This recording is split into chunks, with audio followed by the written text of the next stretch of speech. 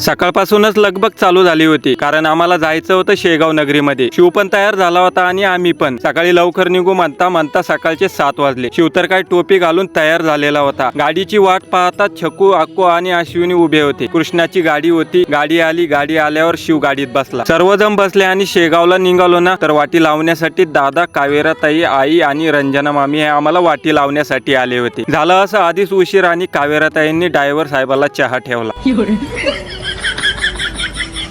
शेवटी चहा पिऊन झाला आणि आम्ही गाडीत बसलो. आपली तर 1000ची स्पीड असते, पण कृष्णा भाऊची कितीची स्पीड आहे काय माहिती. एका ठिकाणी चहा पिण्यासाठी आम्ही थांबलो, पण या भाऊचं काय म्हणणं आहे काय माहिती.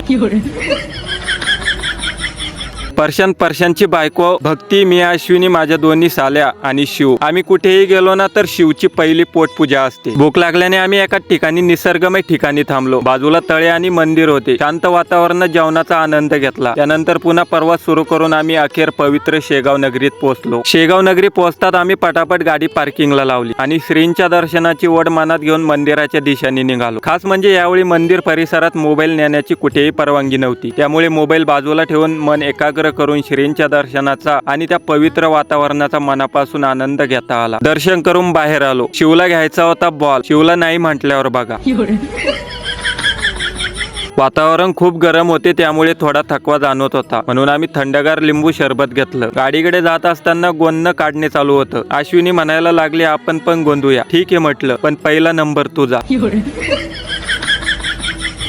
अश्विनीने तर माझ्या नावाचे पहिले अक्षर गोंधून घेतले. आता माझा नंबर होता. आयुष्यात पहिल्यांदा गोंधत असल्यामुळे थोडी भीतीही वाटत होती. गोंधायला सुरुवात झाली आणि वेदनांची खरी जाणीव झाली. डोळ्यात पाणी तळमळ होते. क्षणभर असे वाटत होतं जणू एखाद्या ब्लेडने त्वचावर वारंवार कापणं चालू होते. पण मनाला उत्साह आणि त्या क्षणाची आठवण कायमची जपण्याची इच्छा यामुळे सगळ्या वेदना सहन करत होतो. एका बाजूला माझं गोंधण सुरू होतं, तर दुसऱ्या बाजूला परशांतनेही गोंधून घेतलं. गाडीत बसलो आणि डायरेक्ट नागझरी या ठिकाणी पोहोचलो. या ठिकाणी मोबाईलला प्रवेश नव्हता, त्यामुळे मोबाईल बाहेरच ठेवावा लागला. बाहेर वाड्यात आम्ही सर्वजण निवांत बसलो होतो. गप्पा, हसी आणि आनंद वातावरणात काही सुंदर फोटो काढले आणि त्या क्षणाच्या आठवणी मनात आठवून ठेवल्या. पण शिव कुठे पण गेला की पळतच येत असतो.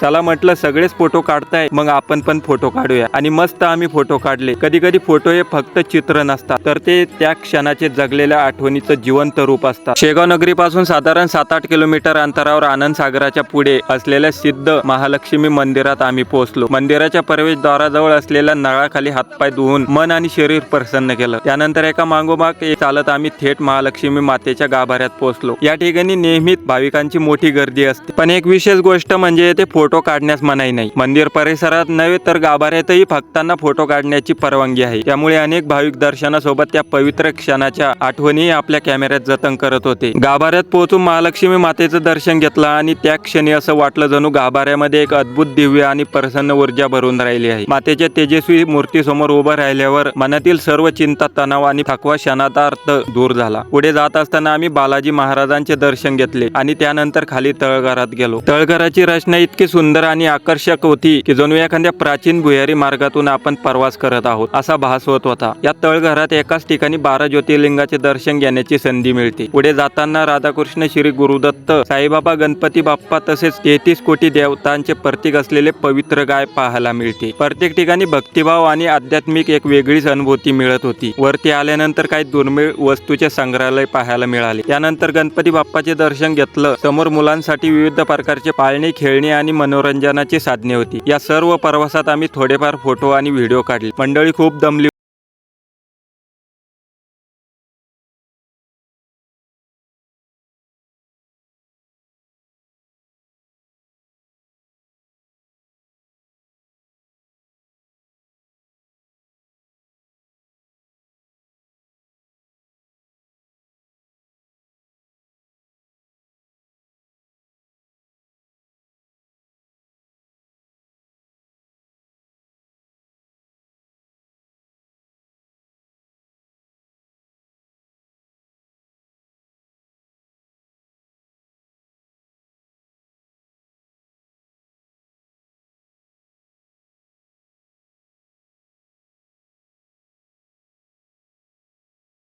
सागर सुरू आहे तर काही जण म्हणत होते अजून बंद आहे. आता एवढं अंतर कापून आलोच होतो तर म्हटलं चला एकदा बघून तरी घेऊया. आनंद सागरामध्ये पोहोचताच त्या ठिकाणी माईक मधून सतत सूचना दिल्या जात होत्या की मोबाईल स्विच ऑफ ठेवा. तरी थोडीफार शूट केली गेली आणि काही क्षण मोबाईल मध्ये कैद करता आले. सध्या जसं पाहायला मिळते त्यावरून असं जाणवतं आनंद सागराचं काम अजून बरंच बाकी आहे. संपूर्ण प्रकल्प पूर्ण होण्यासाठी अजून साधारण 6 महिने ते 1 वर्षाचा कालावधी लागू शकतो असं वाटत होतं. तरी त्या ठिकाणचं वातावरण, परिसर आणि भविष्यात उभं राहणारं भव्य स्वरूप पाहून उत्सुकता वाढत होती. त्यानंतर आम्ही पटापट गाडीत बसलो आणि कुठेही न थांबता थेट बुलढाण्यामध्ये आलो. सकाळी फारसं जेवण झालं नव्हतं त्यामुळे सगळ्यांनाच चांगलीच भूक लागली होती. म्हणून बुलढाण्यात थोडा नाश्ता करण्यासाठी थांबलो. पण तितक्यात शिवला आईस्क्रीमची गाडी दिसली. मग काय शिव बघा. चला तुम्हाला शिवनगरी जळगाव सपकाळ पासून ते शेगाव नगरीपर्यंत आमचा प्रवास कसा वाटला ते कमेंट मध्ये नक्की सांगा. व्हिडिओ आवडला तर लाईक आणि फॉलो करायला विसरू नका. पुढच्या अशा सुंदर प्रवासात पुन्हा भेटूया. तोपर्यंत जय गजानन महाराज की जय.